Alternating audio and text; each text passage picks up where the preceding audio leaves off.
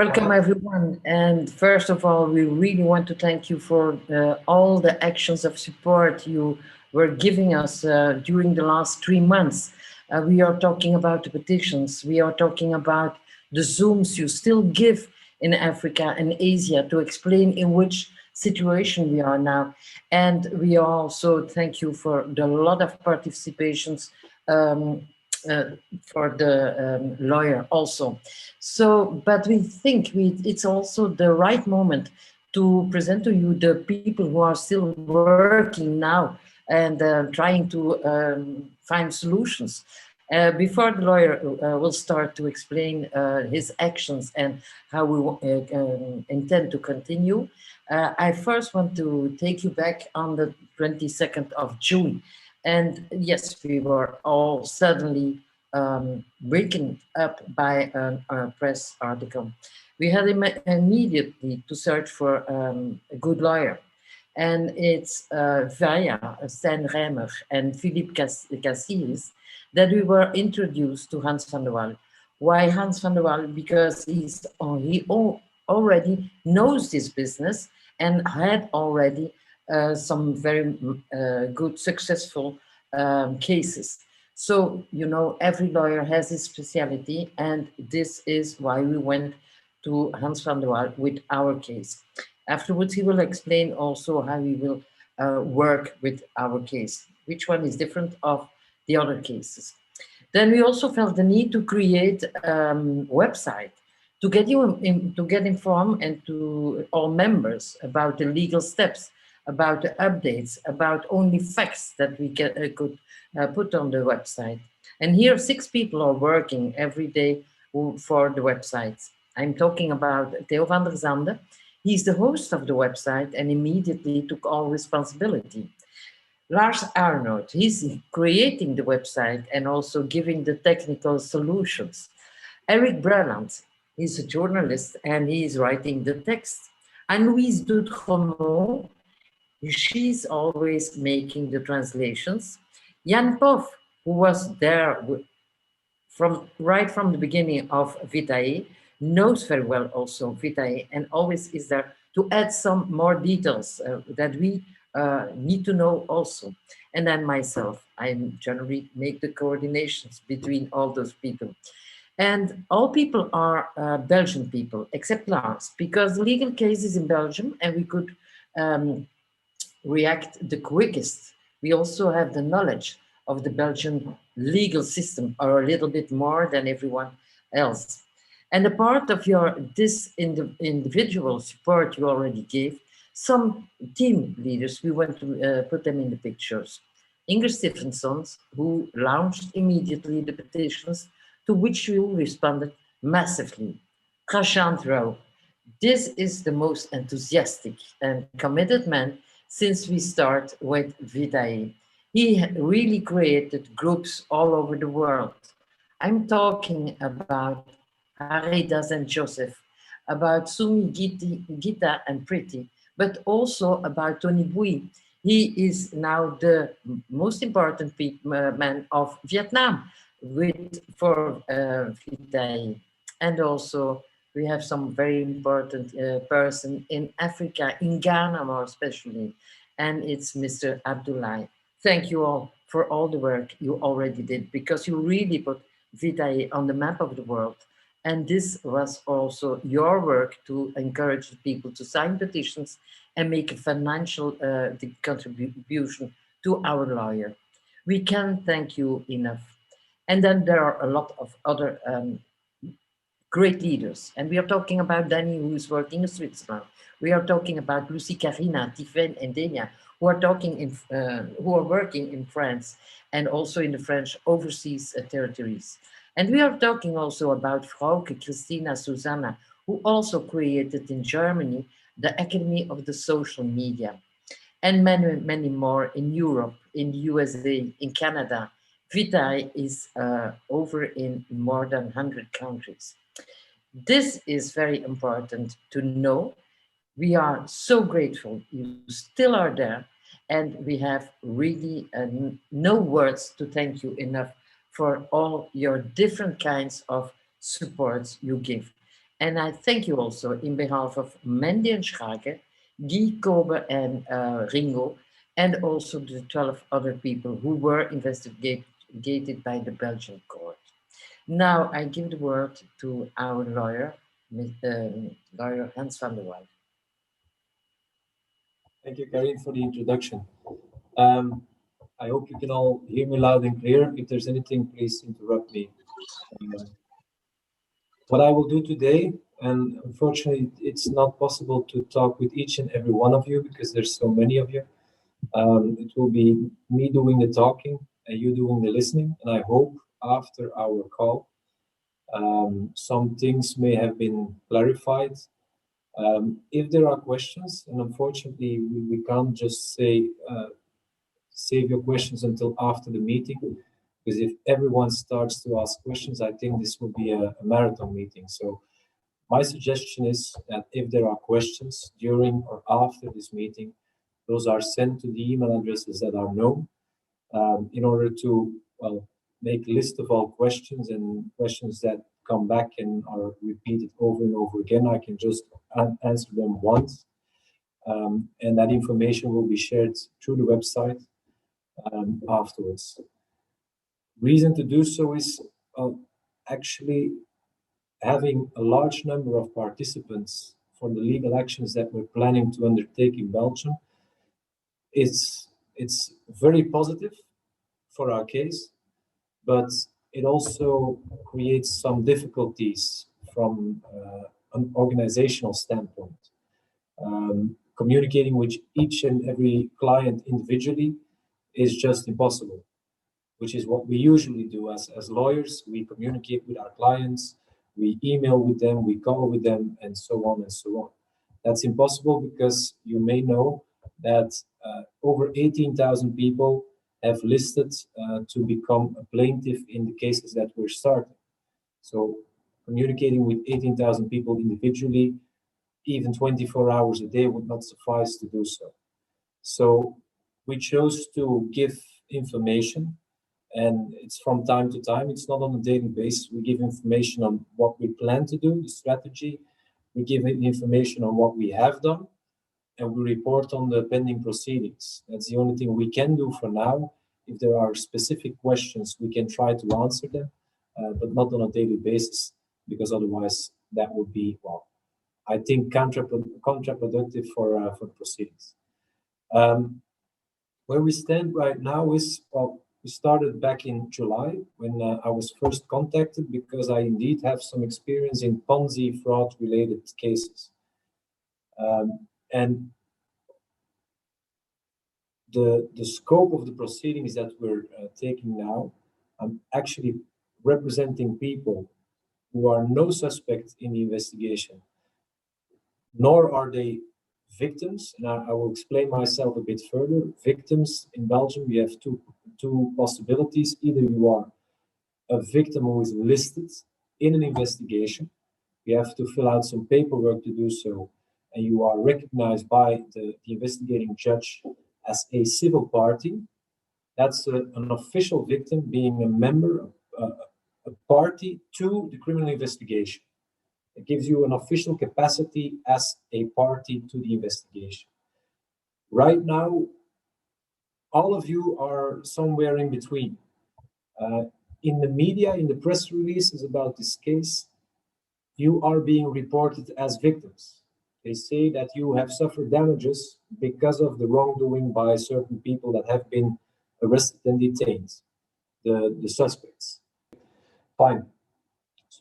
So I was explaining, right now, you are mentioned as a victim in press releases, but you have no official capacity in the ongoing investigation.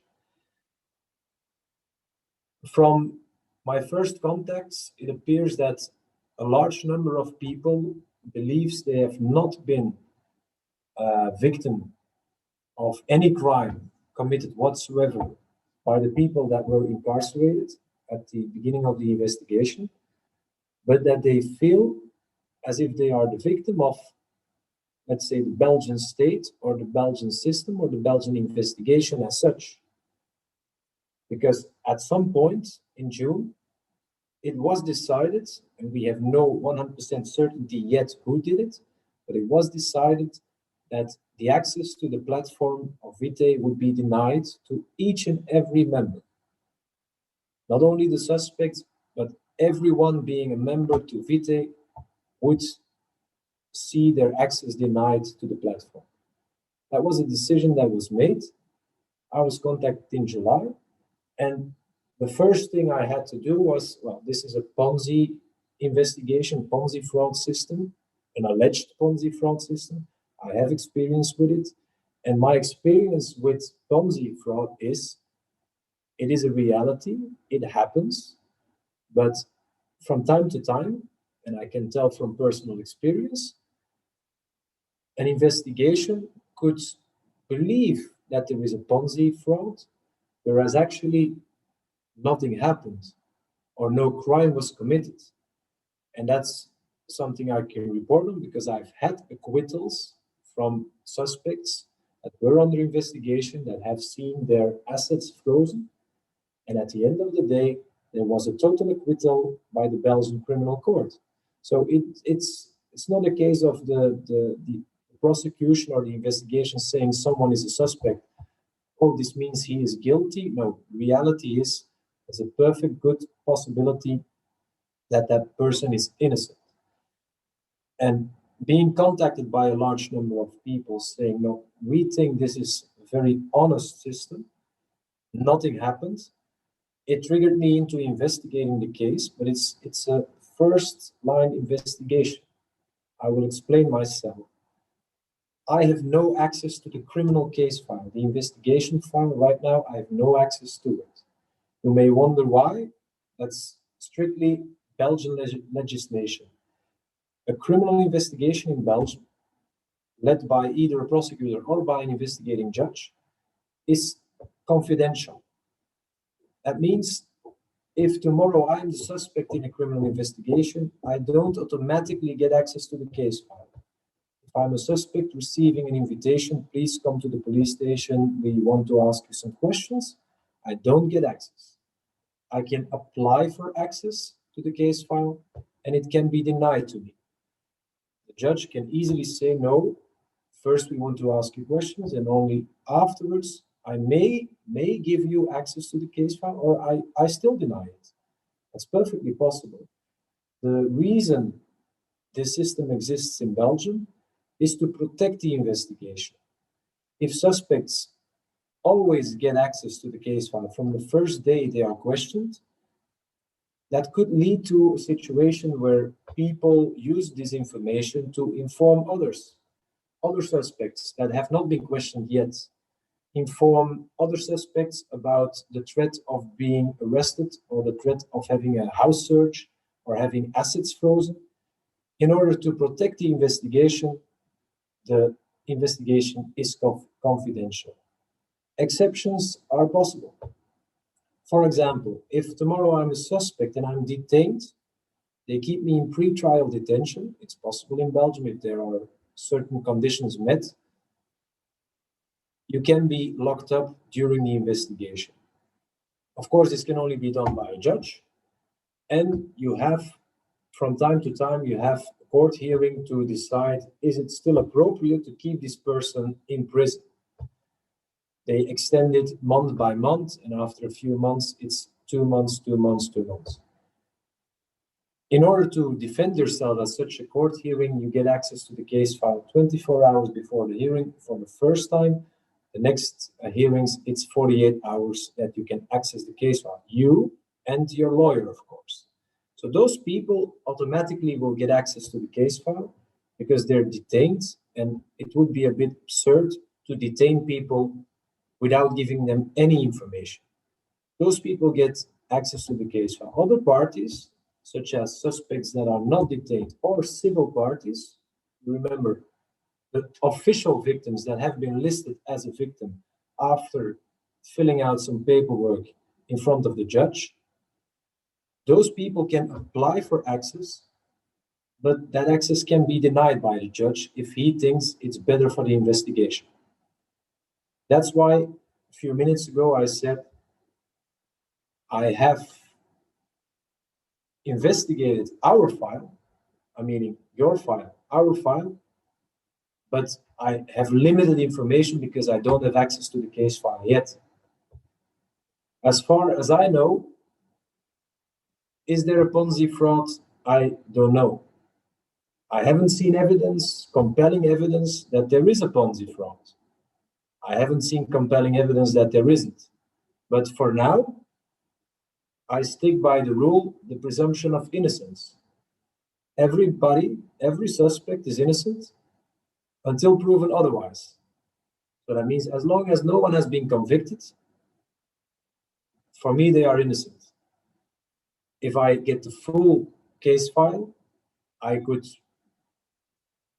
maybe have a different opinion and say they are innocent, but my opinion as a lawyer is that there is a big chance that they will be convicted at the end of the trial. For now, I have no reason to say that they are guilty. Not a single reason.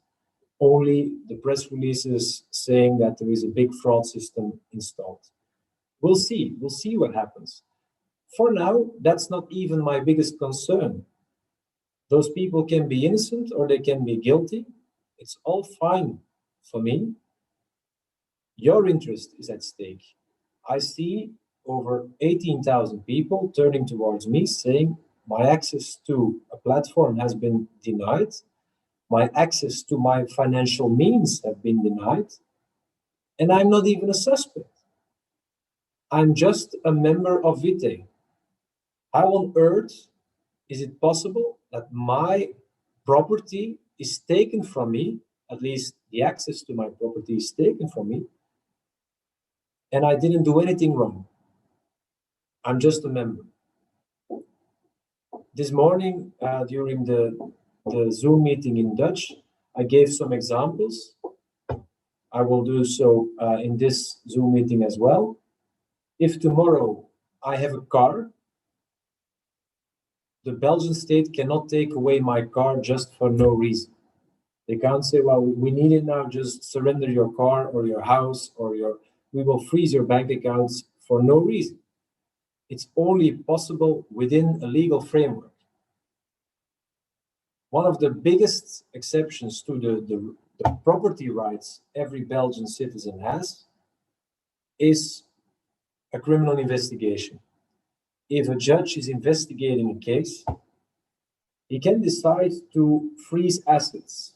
It can be movable assets, such as a car, it can be a mobile phone or a computer, if they think we have to investigate what's in it, because maybe some illegal communication was done with that phone or that computer.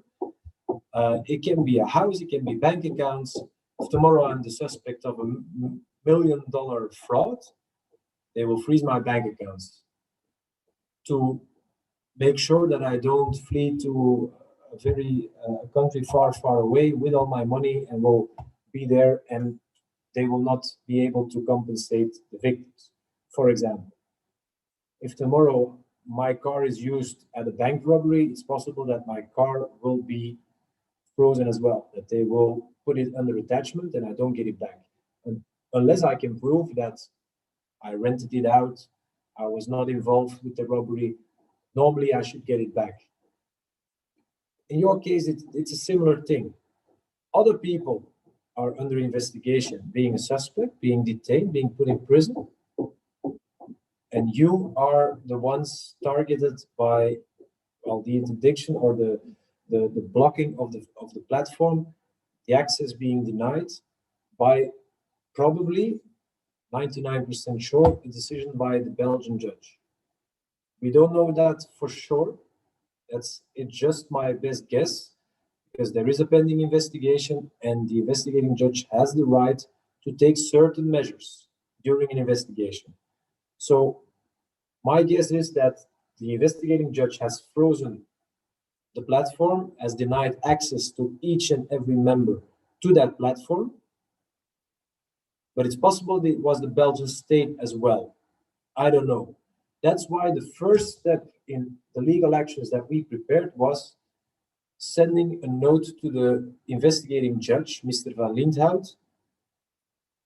We sent him a letter and we politely said, we are representing 18,000 people, and those 18,000 people would like to get access to the platform again, because your measure, what you have done, denying those people access, is disproportionate, and it's hurting the wrong people, because you're after certain suspects, and those people are not a suspect.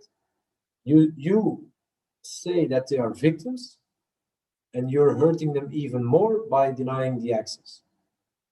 This letter was sent a few weeks ago, and we haven't received a response yet. So either the workload for the judge is too big, it's possible, or he's not taking us seriously, it's possible, I don't know. But if I were the judge, I would immediately start explaining myself and say, okay, thank you for your letter, and the reason I deny access to the platform is because this is an illegal business and I want to protect those people from losing more money. That could be an explanation. For now, I have to guess why it's still blocked, and I have to guess why he's not responding to my letter. For me, that's fine. You can ignore me all you want. I don't care. It will only make sure we take the next step. And they will have more explaining to do when we take that step, because they bluntly deny a letter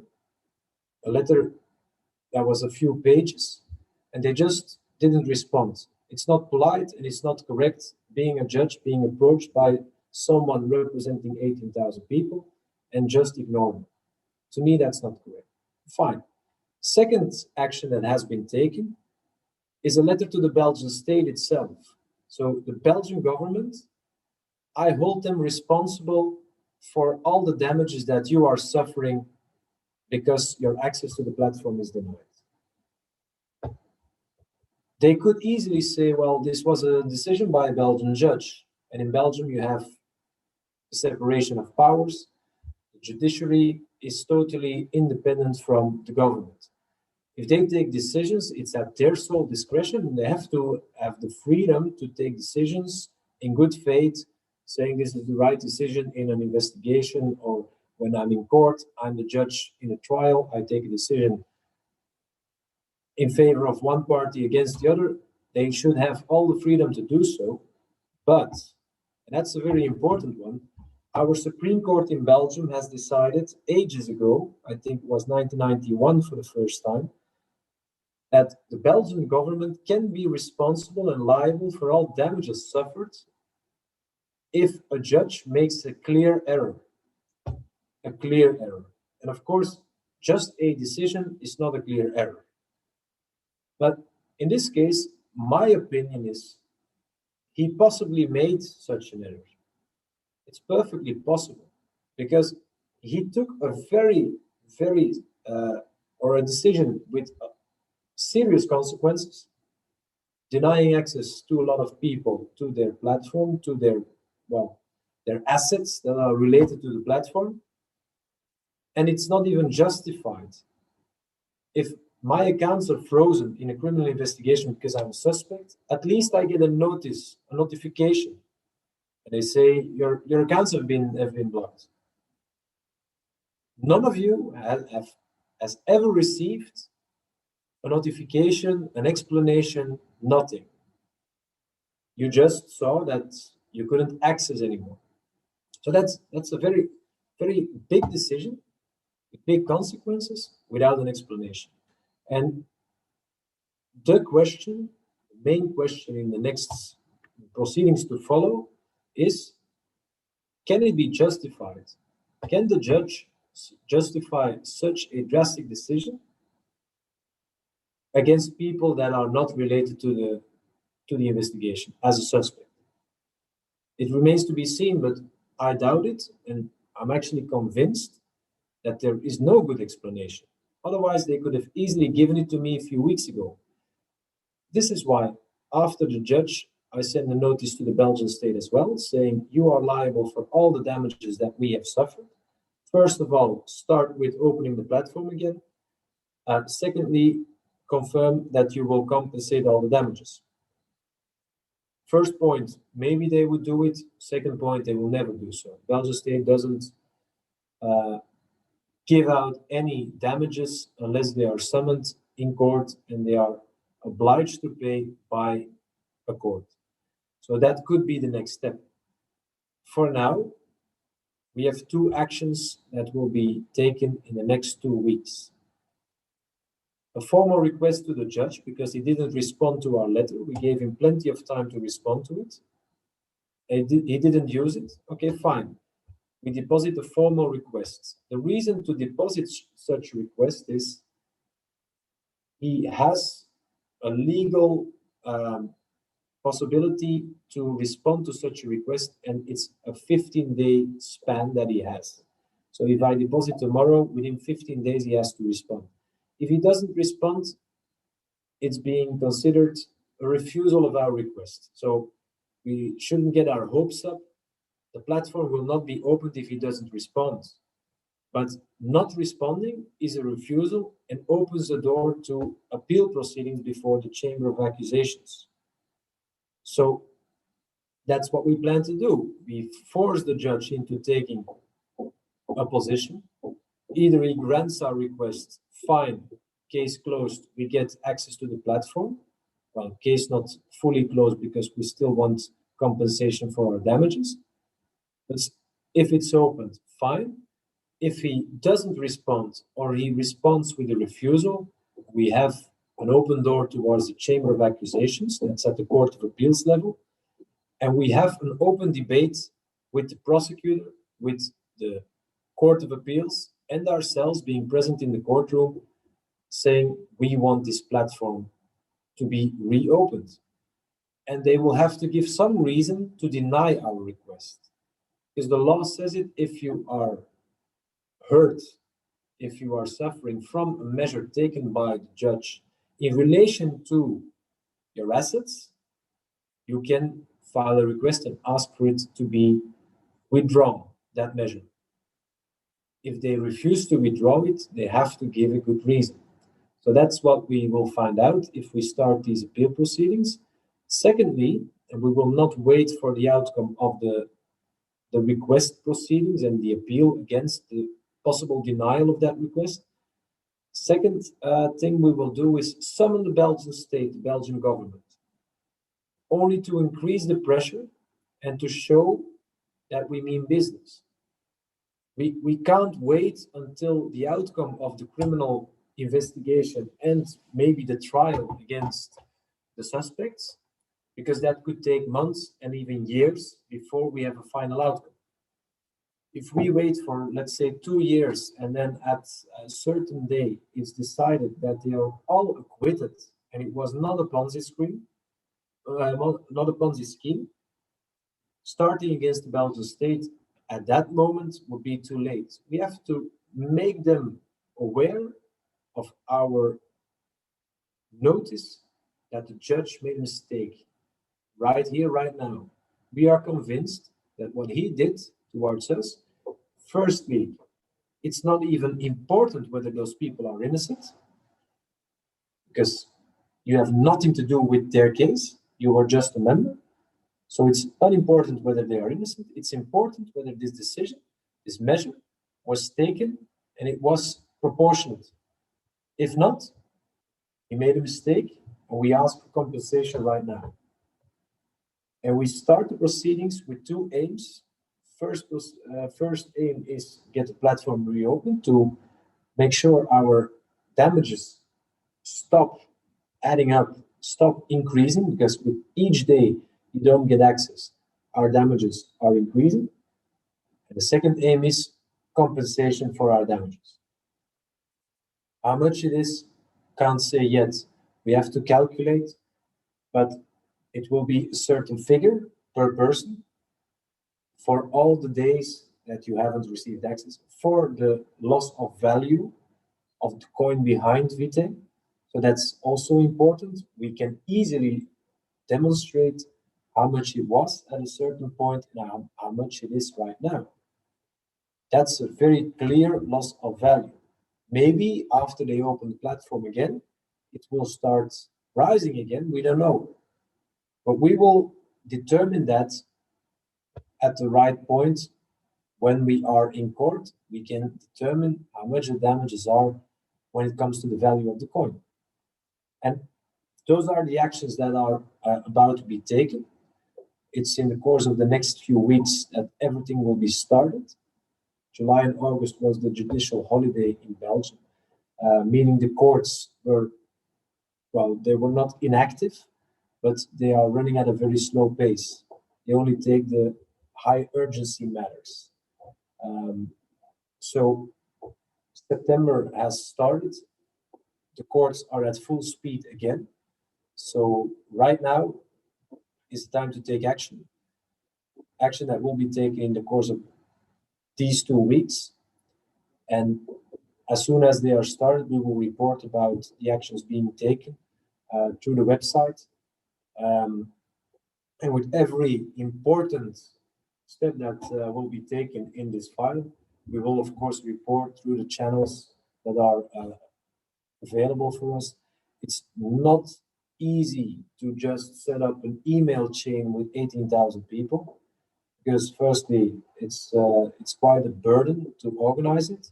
Secondly, if everybody starts replying and so on, it's just impossible to work with. So we have to find other means to communicate. It's not, well, it's not how we usually do it. I already said so. Normally we just have a face-to-face meeting with our client, we phone, we email, and so on.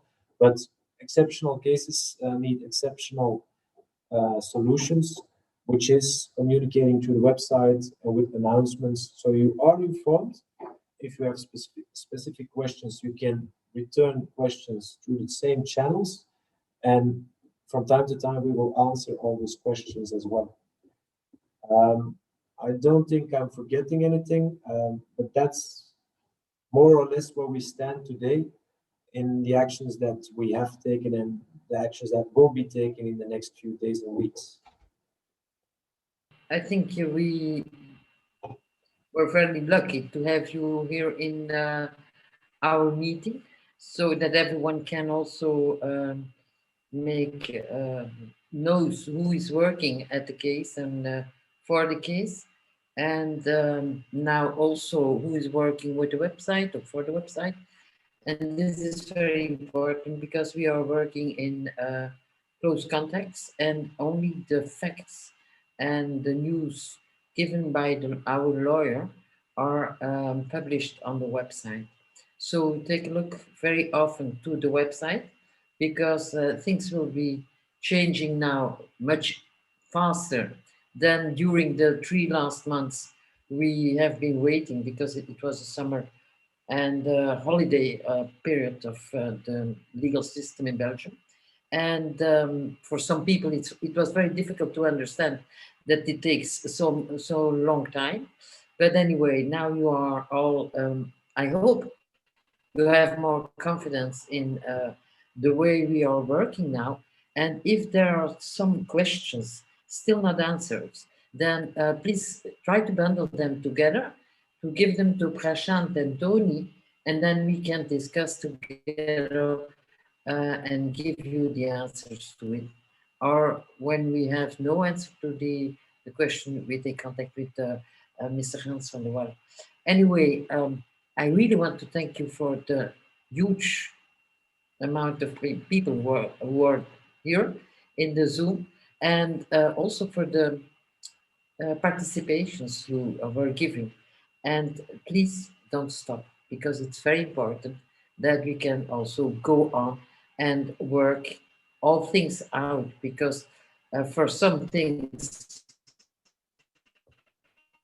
we will have a much like the case against the Belgian state will take much longer.